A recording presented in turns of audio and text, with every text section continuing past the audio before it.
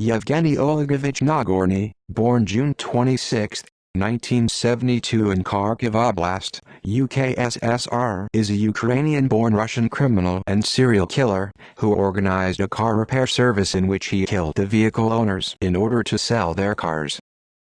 Early life. Yevgeny Nagorny was born on June 26, 1972 in the Kharkiv Oblast.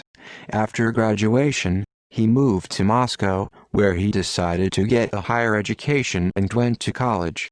After studying for a year, he was drafted into the army by the early 1990s.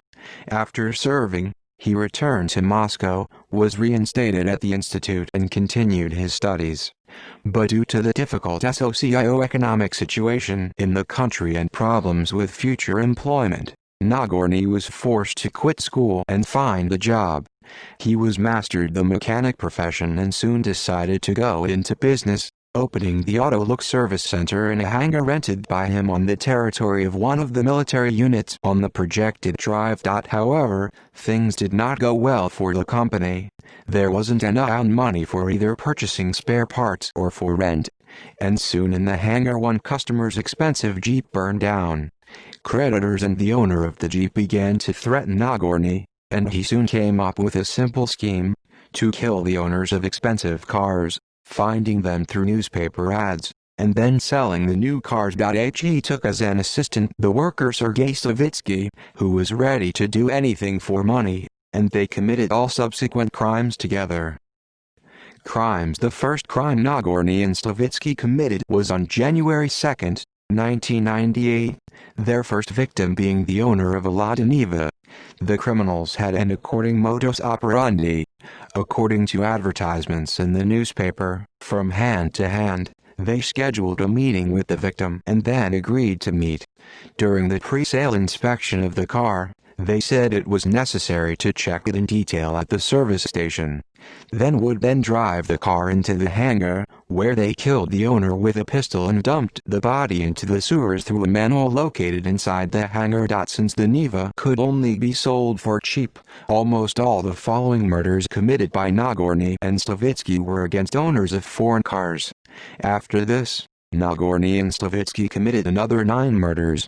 Their victims were company executives, car drivers and even other criminals.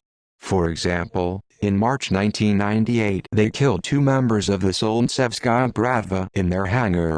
The loot from the murders was rich: 3 Grand Cherokees, a Mitsubishi Pajero, an Audi, a VAZ 2109 and 3 Mercedes-Benz Jeeps. Nagorny soon sold all of them, naturally, at a low price. The maximum amount they got from selling a car was $8,000.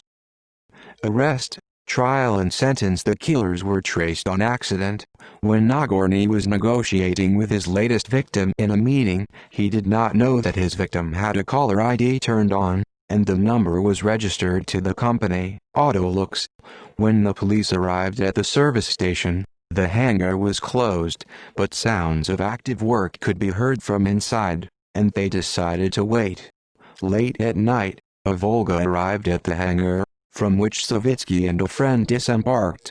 Both were detained, and the authorities soon broke into the hangar and arrested Nagorny. All doubts from the investigators were dissipated immediately when, under the hangar's concrete floor, a bag was found containing bloodied items belonging to the victims, including license plates, a pistol holster and an empty magazine. The Makarov pistol itself, which was the weapon used in all the killings, was later found on one of the traverse floor beams under the ceiling. The corpses could not be located on the first day, however. Nagorny denied everything, but Savitsky behaved nervously. When left alone for 5 minutes in the investigative office, he opened his handcuffs with a nail clipper and tried to hang himself using his sneakers shoelaces. He managed to survive, and when he recovered, he began testifying. All 10 corpses were found in the sewer and a concreted pit, which was dug under Nagorny's service station, without knowing what it would be intended for. Realizing there was no use of denying, Nagorny confessed to everything. Savitsky tried to commit suicide several times more, but did not succeed. However, he still managed to avoid punishment, as a forensic psychiatric examination revealed signs of a mental illness, and he was sent for involuntary commitment. Nagorny was found guilty by the court under the Criminal Code of Russia in April 1999 and sentenced to life imprisonment. At the trial, where, among others, members of the Solntsevskaya Bratva were present, he behaved defiantly, standing with his back to the victims' relatives. When the judge announced the verdict, the gangsters shouted at Nagorny, "We will bury you alive." The Supreme Court of Russia upheld the verdict, and these were Nagorny's words while in the Supreme Court: "Why did you give a life sentence to me, a Russian citizen, a patriot who gave you 2 years of his life in the service of his homeland, and this homeland thanks me as much?" When the film crew of Criminal Russia came to interview Nagorny after the Supreme Court meeting, he said, "You are catching up with horror in Russia." They called it Criminal Russia. "It's horrific that you are catching up with the people. Show the good things about me. Blood, murder, who needs all this?" Yevgeny Nagorny is currently serving his sentence at the Black Dolphin prison.